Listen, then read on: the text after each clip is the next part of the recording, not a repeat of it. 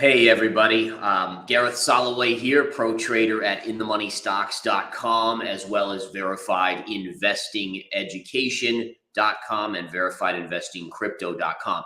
So I'm trying this out. This is more of a test, so just bear with me as I kind of see if I can do this. We're trying to connect it through Twitter Live and then through YouTube, but just making sure that everything works. But the idea here is to take you guys into the opening bell on the stock market and get us rocking and rolling. So remember, and this is key, when we get into our trading mode, if you're a swing trader, you're a day trader, it doesn't matter. Number one, you need to be level and unbiased, no emotion. You want to look at the chart, let the chart tell you what it's showing you. Okay, and that will ultimately give us insight into the best probability trade setups that are out there. Okay, so I really want to encourage everyone to really focus on that and, basically maintain a level playing field for yourself, because that will increase your profitability, or at least your optimal profitability in trading. Good morning, everyone. Good to see everyone joining me. This is kind of a test, as I said, but I may start to do these a little bit more often, maybe, early in the day or early in the morning before the markets open, giving people an insight into what the action I'm looking at in the stock charts is for the day. And obviously we can talk about crypto, commodities, and so forth. You know what? Let's get right into a chart here. I want to show you guys. I'm going to show my chart in 1 second here. But one of the charts I'm looking at as a key reversal is on this chart here of natural gas. So natural gas, guys, again, I love the reversal we're seeing on natural gas here. Look at this major support level. Look at this level right here. This morning, natural gas was lower. It's now surging to the upside. Look at the intraday 10-minute chart. Look at this breakup right here. I wouldn't be surprised if natural gas has put in a near-term low pivot and it could be ready to rally. So how high could it go? Let's talk.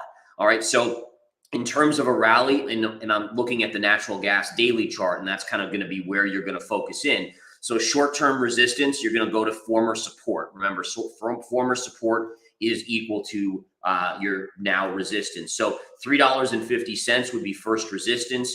If it gets through there, there's a gap fill up around 438. And if you really get a bull move, then this level at 532 would be the spot. But right now, as an investor, I think for me, it's more just saying, okay, you have an oversold commodity here. Everyone's kind of super bearish on it. That makes me generally bullish. And therefore, I'm going to be looking for at least a bounce back to $3.50 on natural gas. Okay, aside from that, we all know that Netflix had earnings yesterday after the bell. Again, Netflix gapping up. Remember, this was your former resistance, right? So pivot low, pivot low. Notice how, again, you hit this, pulled back, hit this, pulled back. Now what are we seeing? We're seeing a gap higher on earnings. Right now, Netflix is trading at 337. The level today to watch for on Netflix is now this official gap fill at 349 to 350. So if you see Netflix get to 350, that's likely going to be the resistance point that we want to focus on.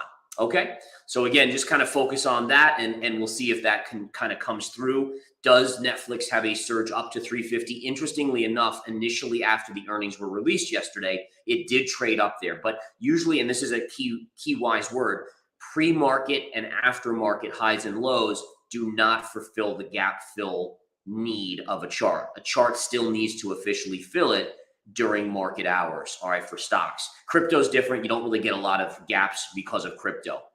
Okay. Ronak saying, will you consider closing your SDS and QID at the next support level?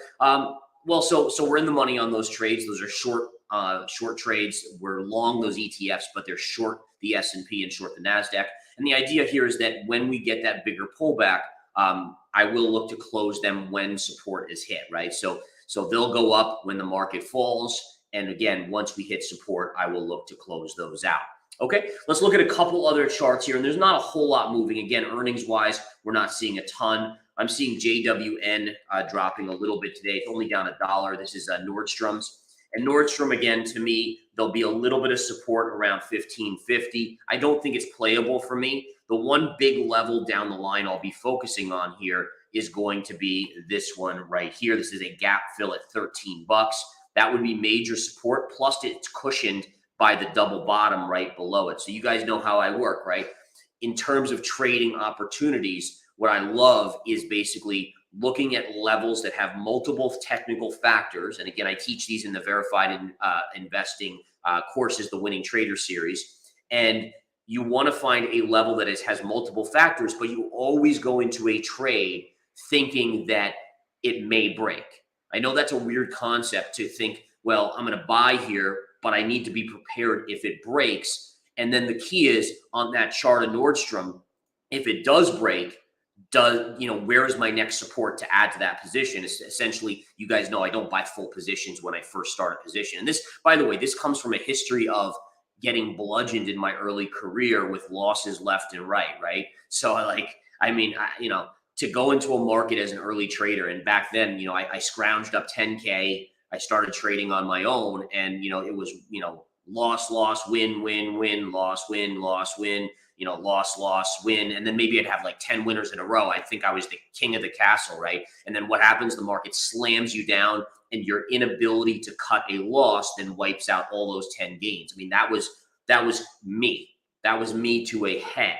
And so ultimately what it did was I developed this process of saying, okay, how do I mitigate from big losses? How do I mitigate from losing trades? And the way I do that is by buying starter positions. Then at the next technical level, I add to it. So in terms of Nordstrom here, $13, and then the next level would be basically just below $12. And ultimately the probabilities, and everything we do here is probabilities. We know that at a next level, so the probability of a bounce here is probably 70% if it comes straight into it. But there's still 30% chance it doesn't do it. So then if it goes down here, again, you have 70%, maybe even 75, 80% chance. So at one of these, the odds are going to work in your favor for a big technical bounce. And that's what we get into. That's where we do it. And there's the market opening, by the way. The stock market is opening. I said I'd take you guys into the opening bell here. Right off the bat, here's your daily chart of the SPY. Even off of Netflix earnings, we're only up slightly here. So again, not a big move by any stretch. Spiders are up about 1/3%. And again, my big question, and I went over this for members in the Verified Investing Alerts daily video at In the Money Stocks yesterday, is basically what are we going to form here, right? So in the daily chart, you have this big reversal, gap down yesterday. Are we going to have a big shot back up, or are we going to make a bear flag, which then leads us to our next leg down, which eventually retests here, eventually retests down here as well? So again, that's one of the things we want to be aware of. Yes, I saw Genesis filing for bankruptcy. Yes, I do expect a dollar bounce soon, which is actually bearish for the market. If we look at this chart here, lots of support right in here. We have this trend line as well, which we're below. But my guess is if I had to put money on it, and again, I'm not really, I'm not even in gold right now as a swing trade. I mean, long term, obviously, I have my gold snuggled away. But for me, I expect the dollar to rally back here before maybe taking another leg lower. So I am optimistic that the dollar will bounce. Netflix not doing anything, pulling back a little bit there. Nothing on that radar. Natural gas is also pulling back a little bit, although still green, up 1.5% on the UNG as well. China stocks are on my radar here as well. Take a look at Alibaba. I have a gap fill on Alibaba at 121. It's also a measured move. So take a look at this, guys. All right, this is some cool stuff here. Let's see here. Price range. So if you take the low end here to this high, that's about $37, and then take the low end here to 37, right around there, and you basically get 121, 122, which is also your gap fill. So that would be what we would refer to as a measured move. All right, last I'm going to do a quick check on Bitcoin. And again, Bitcoin here, basically flat on the day. Yesterday, we had a small up day after the down day prior. And what I'm really watching for on Bitcoin, guys, and this is my short term, all right? Long term for me, still bearish on Bitcoin. Nothing has changed about that. But I want us to be clear that, longer, midterm, I should say, I still see downside. But in the near term, we have to see, are we consolidating in a bullish pattern here, which could yield a move up still to 25,000?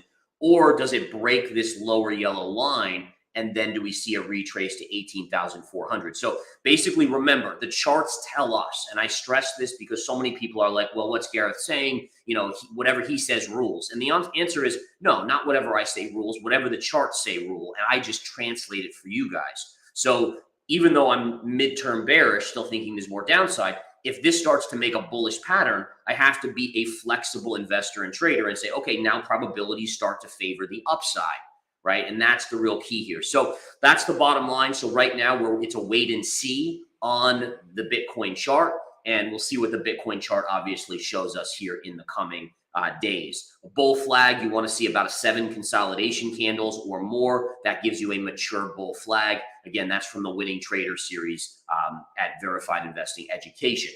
All right, guys, I think that's really all I want to do. This was more of a test, but I love the response. I love seeing this. I'm not sure if Twitter followers were able to jump in. Hopefully they were. I tried to do it so it went live on all these platforms. But again, as always, folks, love seeing you guys coming on out. And I look forward to really keeping up with this. I don't know if I'll do it every day, but I'm going to try to figure out something. Thank you, Ugly, 142 likes. Awesome. Thank you, guys. All right, you guys have a wonderful one. I'm going to tell you, I will alert you next time. This was just a test, and it will go from there. Thank you, Mr. Stingray. Test successful. Take care, guys.